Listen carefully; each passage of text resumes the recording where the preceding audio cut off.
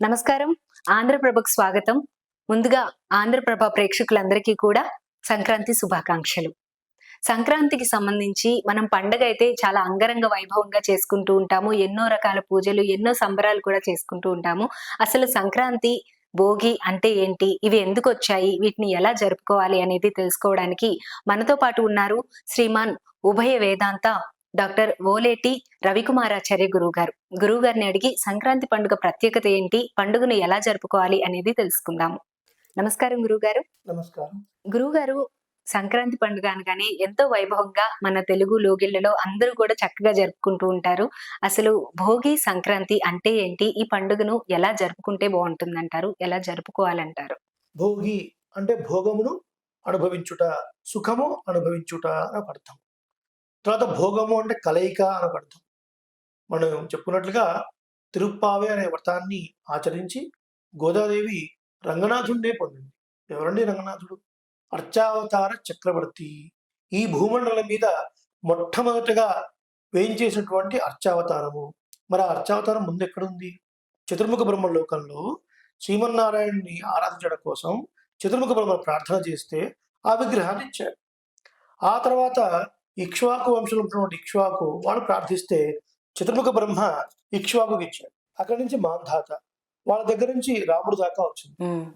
అంటే సాక్షాత్తు శ్రీరాముడే ఆరాధన చేసినటువంటి విగ్రహం శ్రీరంగంలో ఉన్నటువంటి రంగనాథ విగ్రహం.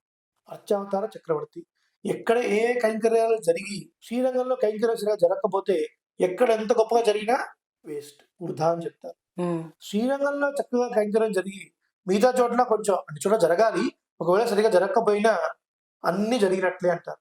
అంటే ఒక చెట్టుకి రూట్ ఎంత ప్రధానమో, వేరు ఎంత ప్రధానమో శ్రీరంగ క్షేత్రం అంత ప్రధానము. అందుకనే శ్రీరంగ శ్రీ అక్కడ వర్ధిల్లాలి అని చెప్తారు. శ్రీరంగ శ్రీమణభద్రవాం అనుదినం సంవర్ధయ. అక్కడ జరిగే కైంకర్యం ప్రతిరోజు వర్ధిల్లాలి. అక్కడ జరిగితే అన్ని చోట్ల సమర్థంగా జరుగుతాయి అని ఒక అర్థం. మరి భోగి అంటే కలయిక. గోదాదేవి రంగనాథుడితో కలిసినటువంటి రోజు కాబట్టి ఆ రోజు కళ్యాణం చక్కగా సేవించడం జరుగుతుంది. ఇంకా భోగి మంటలు అంటే వేస్తారు కదా. భోగి మంటల్లో ఏదో కొన్ని పదార్థాలు తీసుకొచ్చి, వస్తువులు తీసుకొచ్చి వాటిని వేయటం మనం గమనిస్తూ ఉంటాం. ఏంటి దీని వెనకాల రహస్యం అంటే, ఏదో మనకు ఎన్నో కోట్ల జన్మల తర్వాత ఈ జన్మ వచ్చింది. అత్ర జన్మ సహస్రైరపి సప్తమ కదాచిల్ లభతే జంతు మానుష్యం పుణ్య సంచయాత్. కొన్ని వేల జన్మలు గడిచిన తర్వాత ఒక్కొక్క జన్మలో మనం అక్యుములేట్ చేసినటువంటి పుణ్యము మెచ్యూరిటీ పొంది మానవ జన్మ వస్తుంది. ఏదో కొంత ఇన్సూరెన్స్ లో చెప్తారు కదండి, సంవత్సరానికి 10 లక్షలు కట్టండి, 10,000 కట్టండి, 20 ఏళ్ళకి 10 లక్షలు వస్తాయి అని చెప్తారు. అలాగే ఒక్కొక్క జన్మలో అక్యుములేట్ అయిన పుణ్యం ఒక స్టేజ్కి రాగానే మనుష్య జన్మ వచ్చింది. మరి ఎన్నో రకాలైనటువంటి పాపాలు, దోషాలు మనలో ఉన్నాయి. మీరు అంటారు, మాలో ఏ దోషాలు ఉన్నాయండి? మా ఉద్యోగం మేము చేస్తున్నాం, మా పని మేము చేసుకుంటూ ఉన్నాం, మాలో దోషాలను మీరు ఎలా చెప్తారు? మరి మాలో దోషాలంటే మీలో కూడా ఉన్నట్టే కదా, అందరిలో ఉంటాయి. చూడండి, మనం ఉన్నాం, మన పక్కింటి వాడు, మనకు వ్యాజ్ఞానం ఉంది, వాళ్ళకు వ్యాజ్ఞానం ఉంది. అప్పటిదాకా అందరం బాగానే ఉంటాం. సడన్ గా ఒక సంవత్సరం వాళ్ళకి ఏదో లాఠీ దగ్గరలో ప్రమోషన్ వచ్చో ఆయన ఒక్కసారి ఎక్స్యూవీ కారు కొంటాడు. XUV 700 costly car. అది కొన్నప్పటి నుంచి అప్పటికీ వాళ్ళు అట్లాగే ఉన్నారు. కానీ ఎందుకో మనలో తెలియకుండా ఒక రకమైన జలస్ వస్తుంది కదా, అసూయ పెరుగుతుంది. వాళ్ళు ఏ మాటలు మాట్లాడినా మనం తప్పు తీసే ప్రయత్నం చేస్తూ ఉంటాం. ఎందుకు వచ్చిందండి ఆ జలసి? అప్పటిదాకా మంచిగా ఉన్నాం మనం. అంటే మన ఆత్మని ఎప్పటి నుంచో పట్టుకొని ఉన్నటువంటి ఆ పాపాలు అనమాట. అవి గ్రంథి రూపంలో సూక్ష్మంగా ఉంటాయి. అవి అప్పుడప్పుడు బయటకు వస్తూ ఉంటాయి అనమాట. ఆ పాపాలు అంటే ఆ దోషాలు ఉన్నప్పుడు మనం పరమాత్మని చేరుకోలేము. కాబట్టి అవన్నీ పోవాలి, అవన్నీ అగ్నిలో దహింపబడాలి అనే ఒక అర్థం. అలా మనం భోగి మంటలు వేస్తూ ఆ తర్వాత సంక్రాంతి తర్వాత వచ్చే రోజు సంక్రాంతి. మరి సూర్యుడు ఒక రాశి నుండి ఇంకొక రాశికి ప్రతి నెల మారుతూ ఉంటాడు. ప్రతి నెల సంక్రమణం జరుగుతూనే ఉంది. ప్రతి సంక్రమణము చాలా గొప్పదైన పుణ్యకాలమే.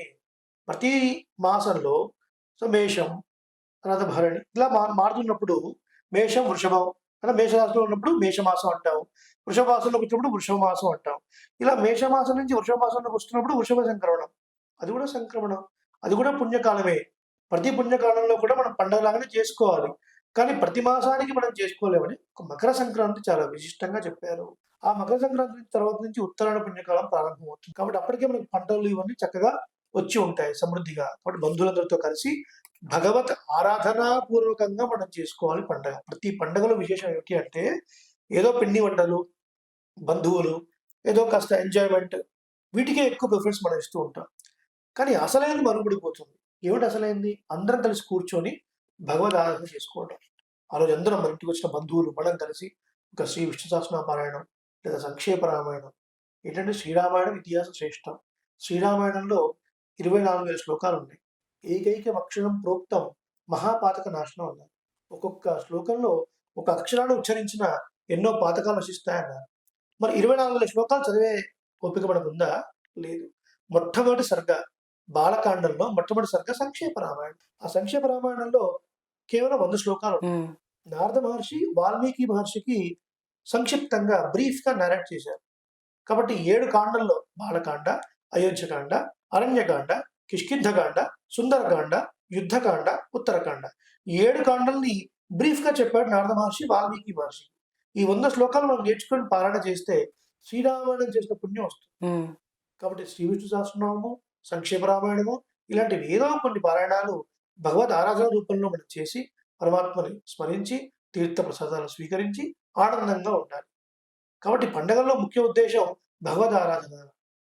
ఆ రోజు మనం చేసేటువంటి జపతపాదులు, పెద్దల్ని సేవించడం, బ్రాహ్మణుని సేవించడం, అలాగే జ్ఞాన అధికులైనటువంటి వాళ్ళు మన ఇంటికి వచ్చినప్పుడు వాళ్ళు సత్కరించడం, దక్షిణ తాంబూలంతో తమలపాకులు, పండ్లు, మనకున్న డబ్బుల్లో కొంత డబ్బు వారికి సంభావన రూపంలో సమర్పించడం, విధిగా దేవాలయానికి వెళ్ళడం, అర్చక స్వాముల్ని పెరవాళ్ళని సేవించడము, వస్త్రాలు సమర్పించడము, వాళ్ళకి సంభావన సమర్పించడం, పెద్దల ఆశీస్సులు తీసుకోవడం. మనకు కావాల్సింది అదే కదండి. మంగళాశాసనం మంగళమును ఆశాసించుట. ఏం చేస్తారు అర్చకులు లేదా బ్రాహ్మణులు? మీరు నమస్కారం చేస్తే సమస్త సన్మంగళాన్ని భవంతు, చిరంజీవ సుఖీభవ అని పిల్లల్ని ఆశీర్వదిస్తారు. సకల విద్యా ప్రాప్తిరస్తు అంటారు. మరి ఇవన్నీ మంచిదే కదండి. మరి ఇవన్నీ చేయకుండా మిగతా వాటికి ప్రిఫరెన్స్ ఇచ్చి వాటి వైపే వెళ్ళడం ఎంతవరకు కరెక్ట్? అంటే మరి పండగ అంటే ఎంజాయ్ చేయొద్దా అండి? చేయండి, అది చేయండి. కానీ ఏదైతే బేసిక్ ఉందో, ఏది ప్రధానమో దాన్ని చేశాక మిగతా చేయండి. కాబట్టి నేను చాలా చోట్ల చెప్తూ ఉంటాను. మీరు సింగపూర్ వెళ్ళండి, ఎవ్రీ ఇయర్ ఎంజాయ్ చేయండి.